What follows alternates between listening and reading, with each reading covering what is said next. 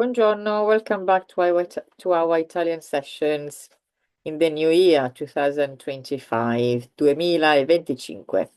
If you are a beginner and you are following the playlist with the course of Italian for Beginners, you have already seen a couple of videos. Otherwise, this will be a video in the mixed session of different topics. And this video is for all levels, really. So for the um, those who don't have much experience, and also a reminder for the intermediate or advanced level. So today we are talking about the verb stare, which can be confusing sometimes. So we're going to see how the verb stare is used. The main meaning of stare is to stay. However, we also use it with the meaning of to be, or it can be translated with the verb to be, or it is used when in English, in some expressions or tenses, where in English you use the verb to be. So let's see our page with a few examples. So everything will be a little bit clearer.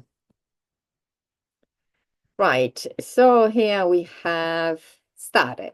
The verb stare, as I said, the main meaning is to stay. However, many times is translated with be, the verb to be.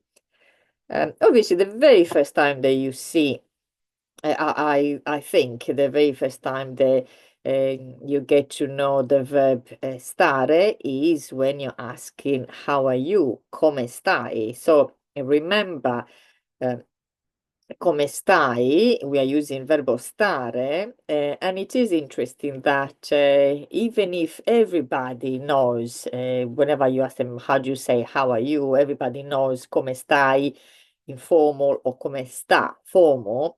However, it doesn't come automatic to use the verb stare in a different tense, for example, in the past, or with a different person, like they are well. So very often, I have seen the verb to be used instead of stare. So here we have, as I said, the question that most students know, come stai? How are you? Sto bene, I am well. So it is an irregular verb.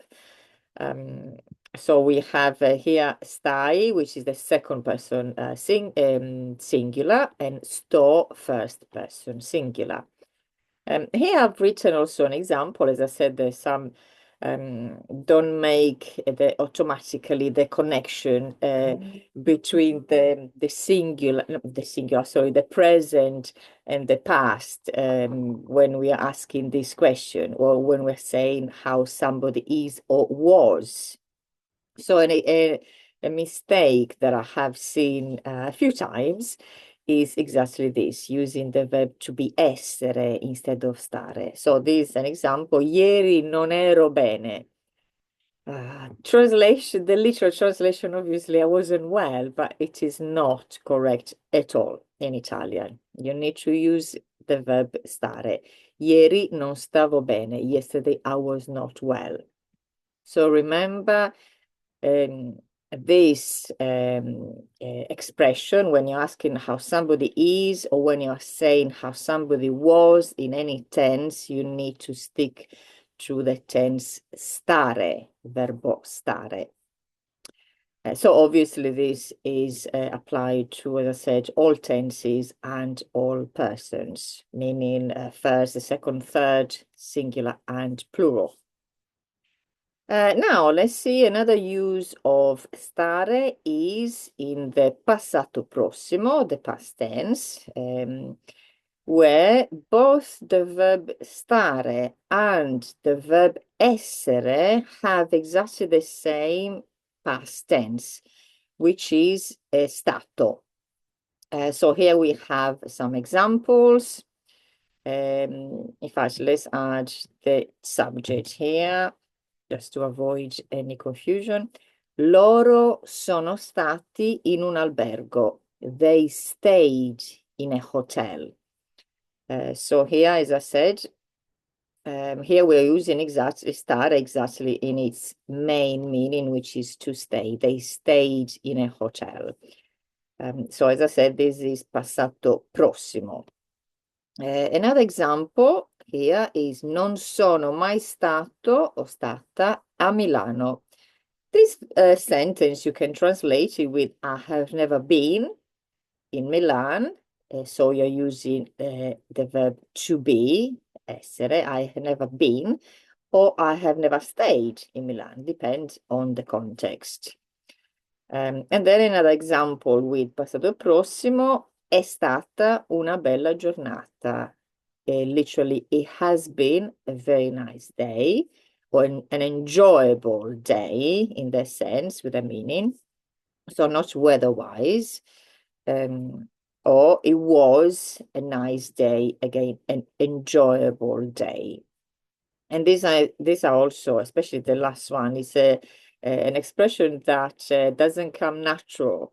When you want to say, for example, I spent a nice day, an enjoyable day, or it was an enjoyable day. This is how you say it. Instead of trying to use other verbs or other words instead of bella giornata. And we are going to see some other useful expressions that you can use with a verb stare. So we've seen, said, first of all, when you're asking how, or you're saying how somebody is, then the verb stare, you find it in passato prossimo as the past of both stare and essere, remember. And as we are here, remember that in the passato prossimo, the verb stare agrees with the subject. If you're not sure or you don't remember very well passato prossimo, do check out my video about passato prossimo, how it's conjugated, etc. And then some other expressions which are quite useful. And again, they don't come automatically and they cannot really be translated literally from English.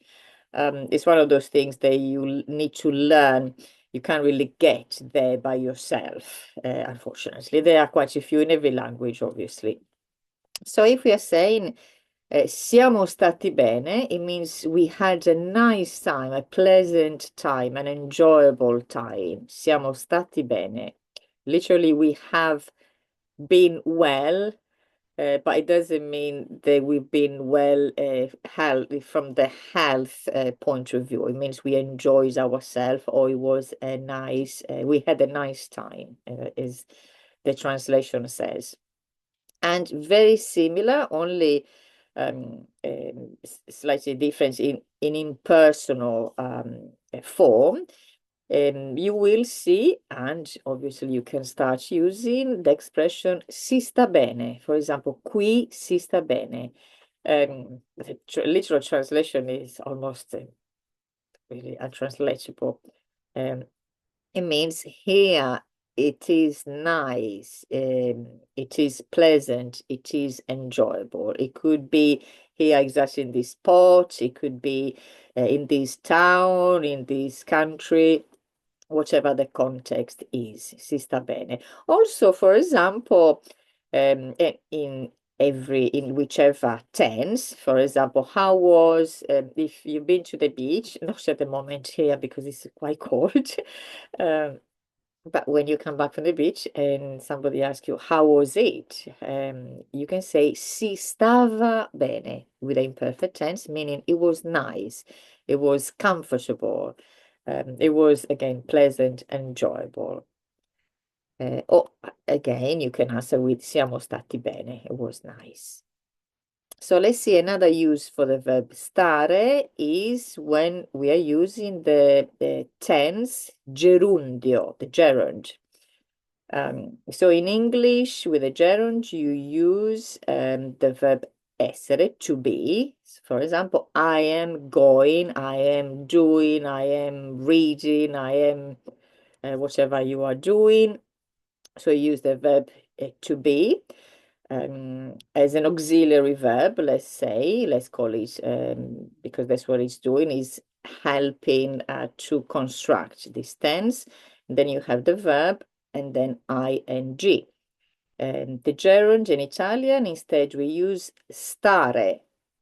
Stare instead of to be plus the verb, and the suffix or the endings of the verbs are ando or endo. So a couple of examples. We have sto andando in centro, this present tense.